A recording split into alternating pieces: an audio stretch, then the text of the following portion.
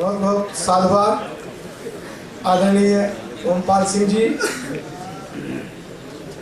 जैसा कि भाई साहब ने कहा, जिन्होंने देश के उस प्रथम राष्ट्रगान का श्रवण नहीं किया, गायन देवा के गीत कानी धन्यास्तुते भारत भूमि वाली, दुर्लभम भारते जन्म मानुषम तत्र दुर्लभम।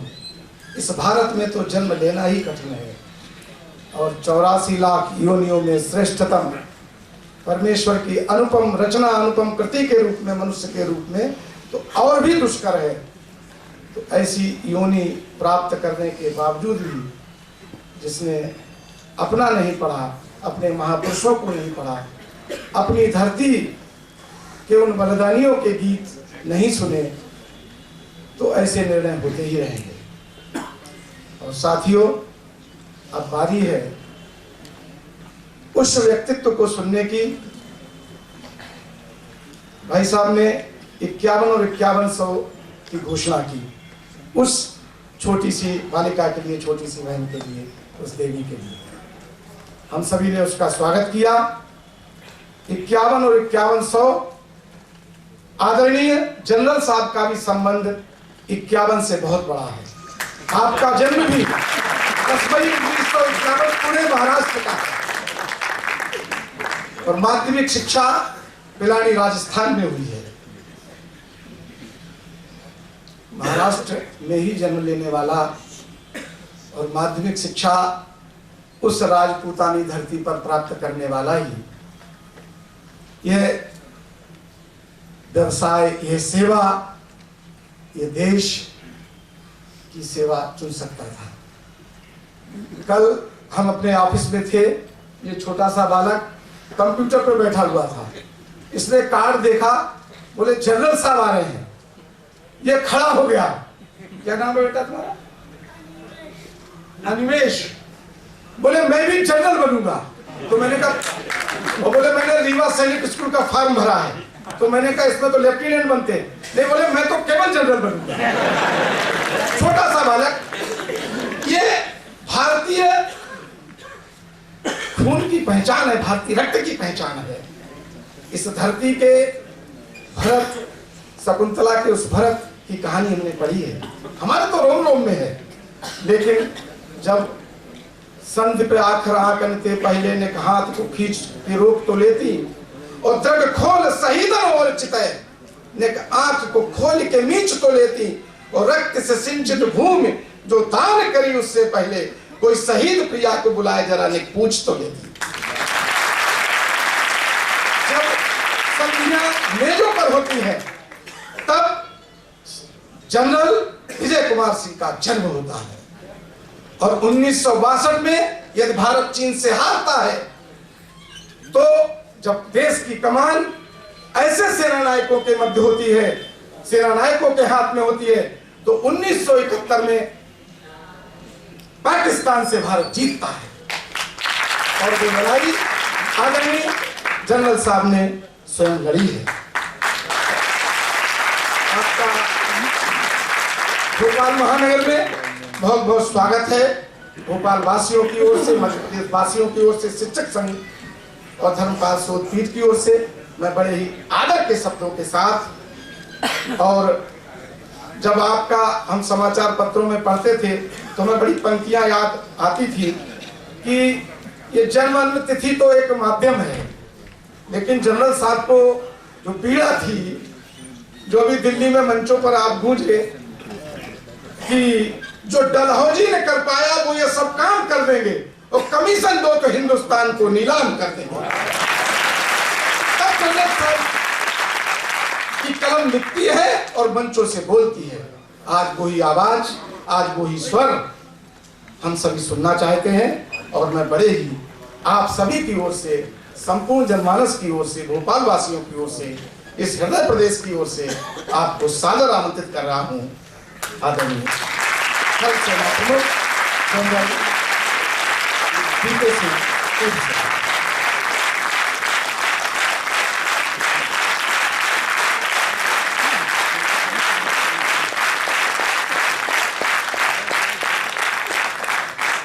मंच पर बैठे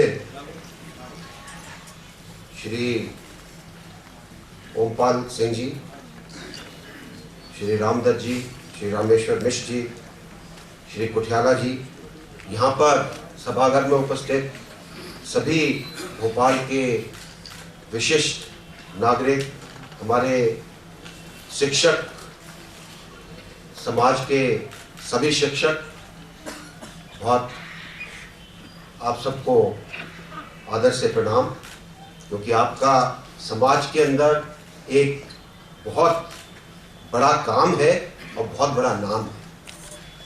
और छात्र वर्ग के और युवा वर्ग के काफ़ी यहाँ पर आए सभी भाइयों और बहनों का मैं स्वागत करता हूँ कि आप यहाँ पर आए। आपको देखकर खुशी होती है, क्योंकि आप देश का भविष्य हैं। और मीडिया से आए सभी हमारे पत्रकार, जो आज शायद जो मैं कहने जा रहा हूँ उसको पहले ही सुनना चाहते थे, बहुत बहुत आपका यहाँ पर स्वागत है। और भोपाल की तरफ से यहाँ पर आने के लिए मुझे प्रेरित किया शिक्षक महासंघ के आमंत्रण के लिए प्रोफेसर कैलाश त्यागी जी ने, उनको भी मैं बहुत बहुत धन्यवाद देता हूँ। आज का जो विषय है वो दो भागों में, दोनों के बीच में थोड़ा सा ताल्लुक है। चीनी विस्तारवाद और उसके बाद हम आंतरिक खतरों के ऊपर, आंतरिक समस्या के ऊपर, आंतरिक सुरक्षा के ऊपर आ जाते हैं। इनका कहां पर थोड़ा बहुत तालमेल है वो मैं इसके बारे में बात करूंगा। लेकिन पहले, क्योंकि सबने सेना के बारे में कुछ बात की, सेना में 42 साल लगाने के बाद शायद एक दो चीज आपके सम्मुख रखना जरूरी है। जब हम सेना में जाते हैं तो एक बॉन्ड साइन करते हैं। पता नहीं आपको मालूम है कि नहीं, हम एक बॉन्ड साइन करते हैं। उस बॉन्ड में लिखा होता है कि मुझे जहां भेजा जाएगा, जिस भी मार्ग से, वायु मार्ग से, जल मार्ग से, जमीनी रास्ते से, मैं वहां जाऊंगा और मुझे जो बोला जाएगा, जिस चीज का मुझे आदेश दिया जाएगा, उसको मैं पूरा करूंगा, चाहे इसके अंदर मेरी जान तक न चले। और किसी प्रोफेशन में और किसी काम के अंदर कोई भी व्यक्ति अपनी जान जाने का बॉन्ड नहीं साइन करता, सिर्फ सेना में करता। तो ये, और इसीलिए सेना के अंदर एक जज्बा होता है, एक हम अपने अंदर देश के प्रति एक भावना रखते हैं, और वो भावना है कि हमारा देश सर्वोपरि है, nation first, always and every time. और जब ये हमारे अंदर भावना होती है, तभी हम देश के किसी भी खतरे के लिए तैयार रहते हैं। आपको मालूम है, जब सब कुछ फेल हो जाता है, चाहे बिजली का ग्रिड फेल हो जाए, चाहे एयरलाइंस फेल हो जाए, चाहे रेलवे फेल हो जाए, चाहे पोस्ट और टेलीग्राफ फेल हो जाए, भूकंप आ जाए, चाहे कॉमनवेल्थ में ब्रिज गिर जाए, तब सेना को बुलाया जाए और सेना उसको पूरा करती है, और कम समय में पूरा करती है, सुचारू रूप से पूरा करती है, ताकि जो आपने, देश के हर नागरिक ने अपनी सेना के ऊपर जो एक विश्वास रखा है, वो विश्वास पूरा हो सके। और ये विश्वास तभी पूरा होता है जब हम अपने मन के अंदर ये विचार रखते हैं कि हमारा देश सर्वोपरि। जब तक ये विचार हमारे दिल में नहीं होगा, तब तक हम अपने देश के लिए कुछ नहीं कर सकते। और अगली चीज है, वो देश सफल होता है, महान होता है, जहां उसके सैनिकों का सम्मान होता है।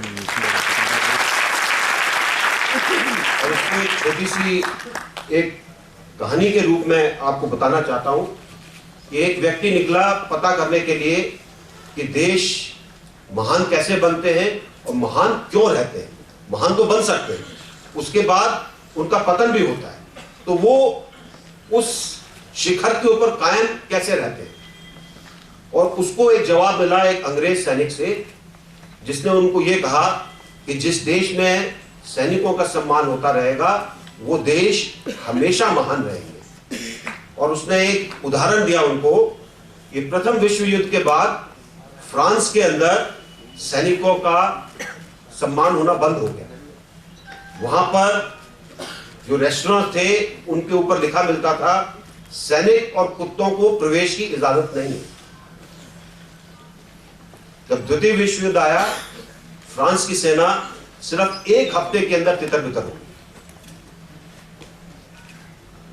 सिर्फ इसलिए कि उनके सैनिकों को अपने देश के ऊपर जो एक विश्वास होना चाहिए था, जो उनको एक सम्मान मिलना चाहिए था, वो नहीं था। तो इसलिए जिस देश में सैनिकों का सम्मान होता है वो देश हमेशा महान बनता है। और मुझे पूरी आशा है कि आप जब इस प्रकार से एक गोष्ठी कर रहे हैं, जिस प्रकार आपने विचारक बुलाए हैं, ये एक भावना आप सबके अंदर पैदा करने की कोशिश करेंगे ताकि हम अपने उसी पुराने महानता की ओर अग्रसर हो सके और उस शिखर को दोबारा प्राप्त कर सके।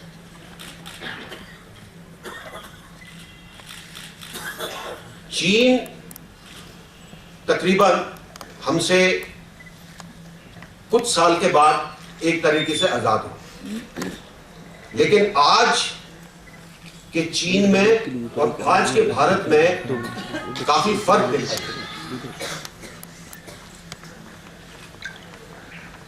ये चिंतन करने की बात है कि जिस चीन के अंदर हमसे ज्यादा गरीबी थी, जिस चीन के अंदर औद्योगिक रूप से कम उनको सफलता थी या उतना उद्योग नहीं था, आज वो कहां से कहां कैसे पहुंचे।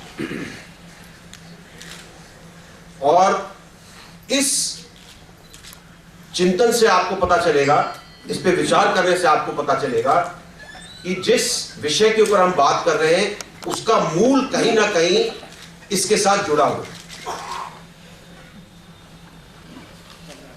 इतिहास बताता है कि चीन हमेशा से विस्तारवादी रहा। हमेशा से चीन ने अपने पड़ोसियों के इलाकों पर कब्जा किया और उनको अपने अंदर सम्मिलित किया। अपनी जो पॉपुलेशन थी, जो हान पॉपुलेशन थी, उनको वहां पर बसाया और उनको अपने अंदर मिला लिया। इस तरीके से मिला लिया कि कुछ दिनों के बाद उन इलाकों के अंदर हान वर्चस्व हो गया और वो किसके इलाके थे उसका भी किसी को पता नहीं चला। और ये सदियों से होता है।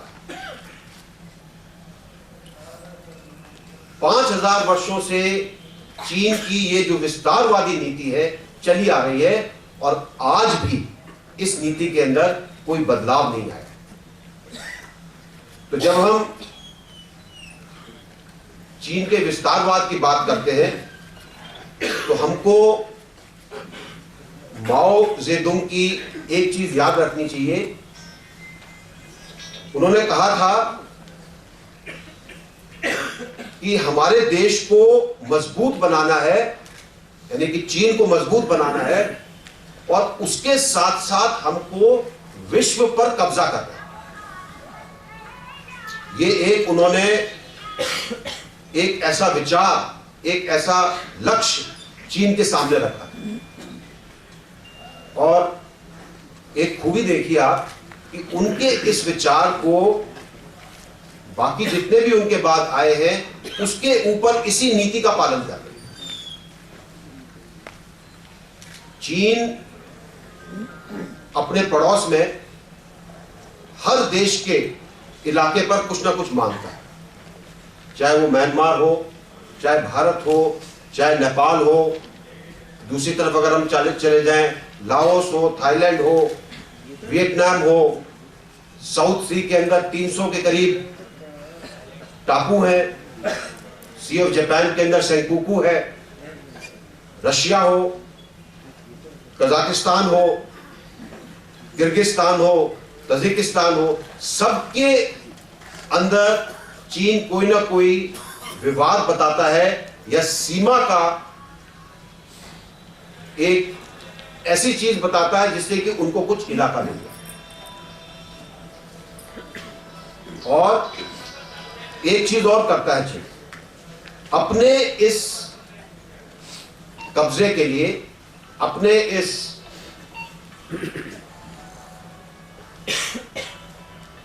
चीज को कि ये इलाका हमारा है, वो हिस्ट्री को, इतिहास को के अंदर कुछ ना कुछ झूठ डालता है। अलग अलग तरह के लेख लिखे जाते हैं, किताबें निकाली जाती हैं, नक्शे बनाए जाते हैं और उन इलाकों को चीन के अंदर दिखाया जाता है। और उसके बाद जब उन देशों से बात होती है तो उनको कहते हैं कि देखिए ये 18 पुस्तकें हैं, ये 100 लेख हैं, ये 15 नक्शे हैं, इन सब के अंदर ये इलाके चीन के अंदर दिखाए गए, इसलिए ये इलाके चीन के। और इस तरीके से अपने पड़ोस के इलाके में वो उन जगहों को हथियाने की कोशिश करते हैं। ये विस्तारवादी नीति अपने पड़ोस में शुरू हुई थी क्योंकि चीन हमेशा ये कोशिश करता था कि उसको कुछ और इलाके मिले, कुछ और उपजाऊ या अच्छे इलाके मिले, कुछ ऐसे इलाके मिले जिनमें वो अपनी जनसंख्या को बसा सके। और आज भी अगर आपको मालूम हो, अगर हम कृषि योग्य भूमि को देखते हैं तो चीन हमसे ज्यादा बड़ा होने के बावजूद कृषि योग्य भूमि भारत के पास ज्यादा है।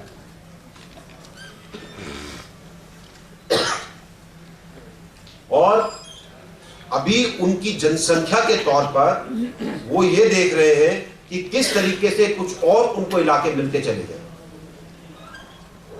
और इसलिए जहां वो चाहता है वहां पर विवाद खड़ा करता है और विस्तार करने की कोशिश करता है।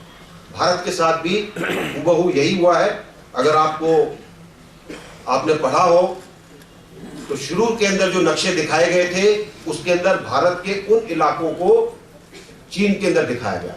और आज भी जब चीन हमारे इलाकों को के ऊपर क्लेम करता है तो वो उन ही पुराने नक्शों को दिखाने की कोशिश करता है जिनके अंदर अगर उस लाइन को जमीन पर रखा जाए तो तकरीबन 20 या 25 किलोमीटर चौड़ी वो लाइन बनेगी जमीन के ऊपर। वो इतने छोटे नक्शे के ऊपर दिखाने की कोशिश करता है ताकि आपको समझ में ना आए कि वो इलाका कौन सा मान रहा है।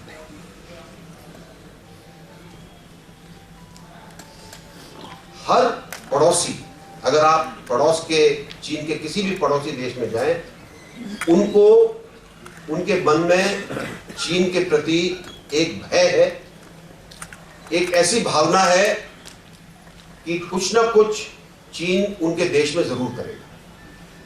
और मैं कई देशों में गया हूं। लाओस के उत्तर में एक जगह है भूटान। भूटान में के दूसरी तरफ चीन ने एक स्पेशल इकोनॉमिक जोन बनाया है और भूटान के अंदर चीन ने कैसीनो बनाए हैं ताकि उनके लोग वहां पर आकर जुआ खेल सकें। भूटान लाओस में है लेकिन वहां पर हर साइन बोर्ड चीनी भाषा में, चीनी भाषा बोली जाती है। चीन की करेंसी युआन का प्रयोग होता है। चीन की पुलिस वहां पर हस्तक्षेप करती है। वो क्षेत्र सिर्फ नाम के लिए लाओस का है बाकी उसको चीन ने ले लिया। इसी तरीके से कई और जगह हैं जहां धीरे धीरे चीन की पॉपुलेशन बढ़ती जा रही है।